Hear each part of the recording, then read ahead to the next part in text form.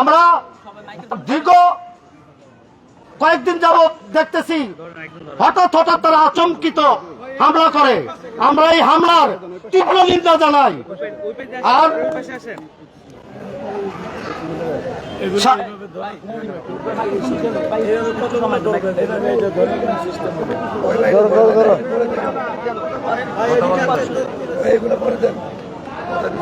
সবাই তো এগুলো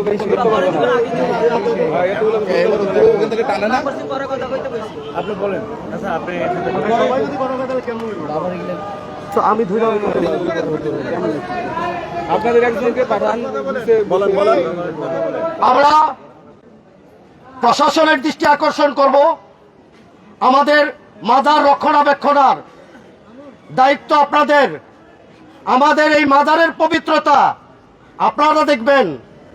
আমাদের মাজার শরীফের মধ্যে যাতে যত জিয়ারতি ভাই বোন আসে তারা যাতে সুরক্ষিত থাকে, আপনাদের প্রতি আমাদের আকুল আবেদন, আপনারা এই জিনিসটা ফলো করবেন। আর যারা অবৈধ ব্যবসা করে তাদেরকে আপনারা চিহ্নিত করে তাদের বিচার করেন, এটাতে আমাদের কোনো আপত্তি নাই। কিন্তু নিরহ পাগল ফকিরের উপরে অত্যাচার করলে আর আমরা বসে থাকবো না। আমরা তার প্রত্যুত্তর করব, আমরা তার বিপক্ষে থাকবো। আমরা কারো দ্বন্দ্বে যাইতে চাই না। আমরা সাধারণ মানুষ, আমরা সাধারণ ভাবে থাকতে চাই। আমরা অলি আল্লাহকে ভালোবাসি, আমরা অলি আল্লাহর দরবারকে ভালোবাসি, আমরা অলি আল্লাহর দরবারে থাকতে চাই। পাগল ফকির যেভাবে সুরক্ষিত থাকবে, আপনাদের কাছে বিনীত অনুরোধ থাকবে, আপনারা আমাদের এই কাজটুকু আপনারা করবেন। আর বাবার 3 দিন মাহফিল চলবে আজকে থেকে, মঙ্গল বুধ বৃহস্পতিবার। বাংলাদেশের থেকে, সারা বাংলাদেশ থেকে এখানে জিয়ারতির মানুষ আসবে। কারো যাতে কোনো সমস্যা আমাদের দ্বারা এখানে না হয়, আপনাদের প্রতি, সবার প্রতি আমার অনুরোধ থাকবে, আপনারা আমাদের এই ছোট কথাটুকু আপনারা গ্রহণ করে নেবেন।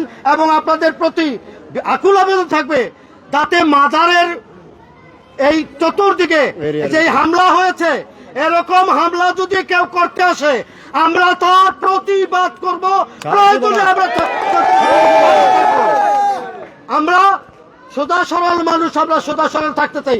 আমাদেরকে আঘাত করলে আমরা আঘাত সহ্য করার মানুষ, আমরা আঘাত দেওয়ার মানুষ না।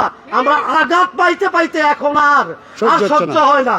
এখন দেয়ালে পিঠ ঠেকা, আমাদের নিজের বাঁচতে হবে। এখন আপনাদের সাথে আমাদের কোনো দ্বিমত নাই। আমরা চাই যাতে শাহালি বাবার দরবারটা সুরক্ষা থাকে, আমরা এটুকুই আমাদের দাবি। পাগল ফকির যেন সুরক্ষিত থাকে, এই বলে আমার বক্তব্য শেষ করছি।